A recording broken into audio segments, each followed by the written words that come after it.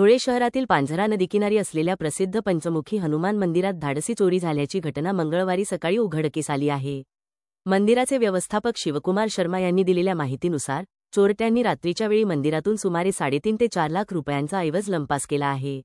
यामध्ये 1.5 ते 2 तोळ्यांचा सोन्याचा टिळा, 1.5 किलो वजनाचे चांदीचे छत्र आणि फोडलेल्या दानपेटीतील रोख रकमेचा समावेश आहे. विशेष म्हणजे ही दानपेटी गेल्या 7 ते 8 महिन्यांपासून उघडण्यात आली नव्हती, त्यामुळे त्यात मोठी रक्कम असण्याची शक्यता आहे.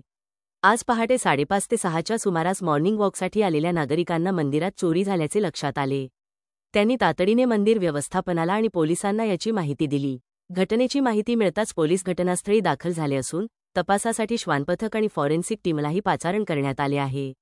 मंदिरात लावलेल्या सीसीटीव्ही कॅमेऱ्यात चोरीचा प्रकार कैद झाला असून या फुटेजच्या आधारे पोलिसांनी चोरट्यांचा शोध सुरू केला आहे.